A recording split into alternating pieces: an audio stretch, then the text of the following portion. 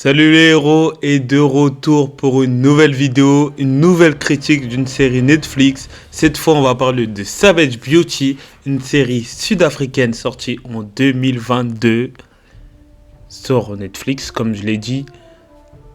On va en parler plus en détail d'une série qui avait des bonnes ambitions mais qui va pas au bout de ses promesses.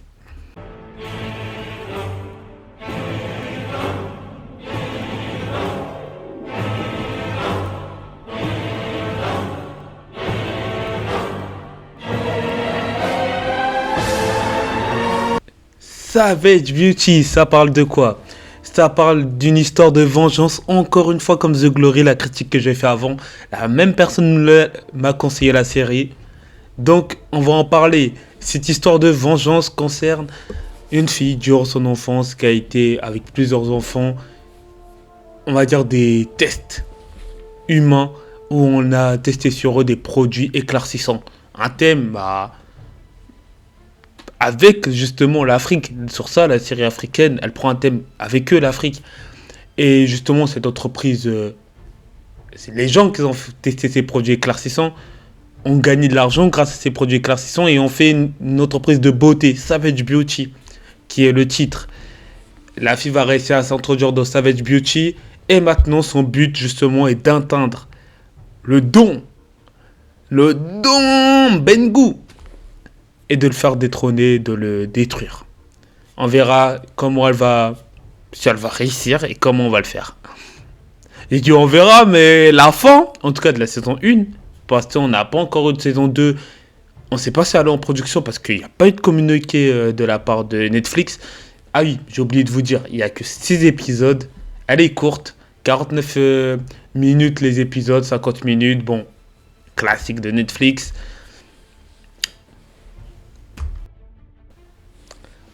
En termes de réalisation, de rythmique et tout, c'est du basique. Bon, ce que je trouvais dommage, c'est les scènes, entre guillemets, d'action. Comme d'habitude, on n'est pas sur de l'action pure, c'est pas de la vengeance comme à la John Wick où il va se venger en tuant tout le monde. Non. En plus, c'est une femme. Non.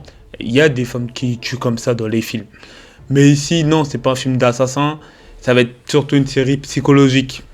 Comme The Glory. Et là, c'est pas bien de comparer, mais oui, on va à titre comparatif. Les deux ont ce côté psychologique des choses, des préparations de plans. Ce qui est dommage, c'est que Savage Beauty ne pousse pas ses plans assez loin.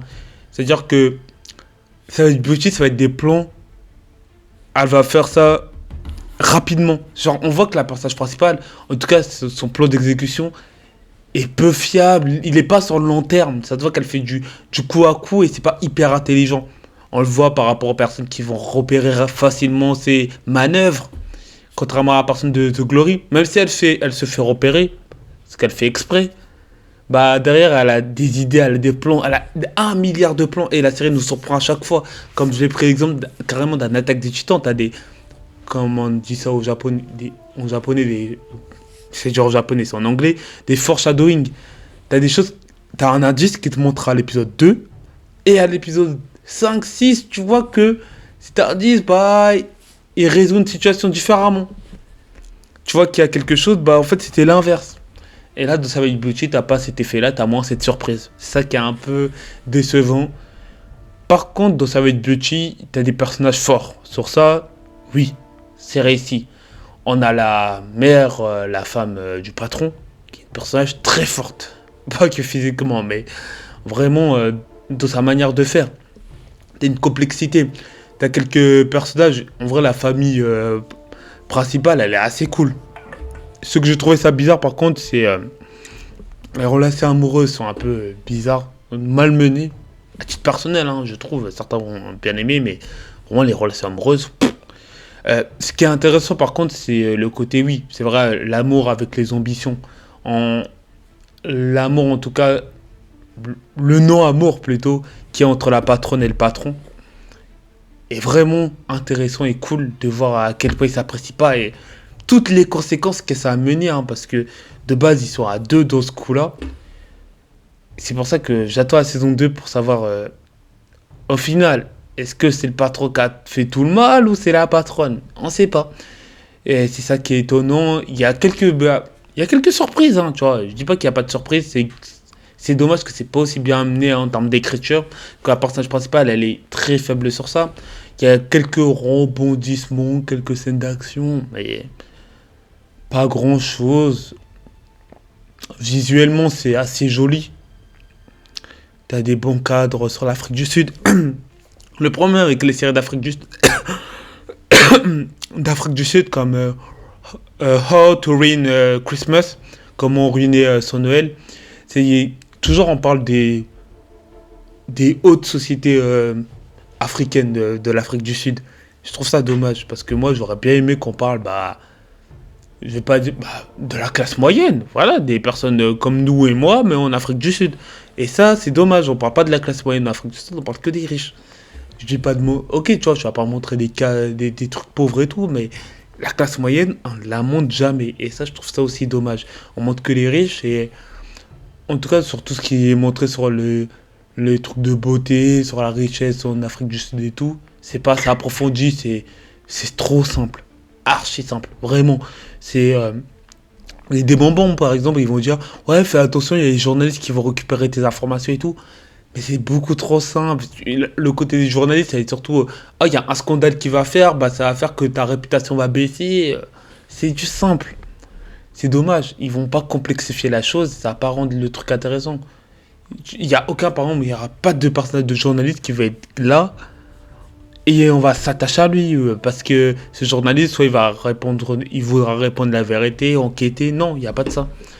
C'est ça qui est un peu décevant et qui, par rapport à The Glory, n'avait pas ce problème-là. Si vous voulez voir une série d'Afrique du Sud, je vous conseillerais plutôt africaine.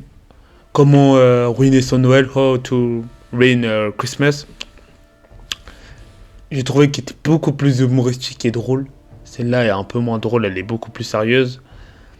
Ou j'ai pas encore regardé Blood and Sister, je sais pas si c'est bien, mais voilà. Pour l'instant, c'est ce que j'avais à dire sur la série. La fin, bon, j'espère qu'il y aura une suite parce que la fin, non, on dirait que c'est qu'il y aura une partie 2 et pour l'instant rien n'a été annoncé, ça fait 1 an qu'on attend. Donc, est-ce que je conseillerais de regarder? Je sais pas. Si je devais donner une note sur 100, car moi j'aime bien noter sur 100, là où The Glory j'aurais pu lui donner un 82, plus d'un 8 sur 10. Celle-là, bah, ça serait plus 48 sur 100. 50. J'hésite, hein, pile la moyenne, ou c'est regardable. Voilà, c'est ça que je veux dire. Si ça vous a amusé, que vous avez bien aimé, tant mieux. Il y a des rebondissements, mais après, ça va pas plus loin que ça. C'est dommage. En tout cas, merci d'avoir regardé la vidéo jusqu'à la fin et peace out.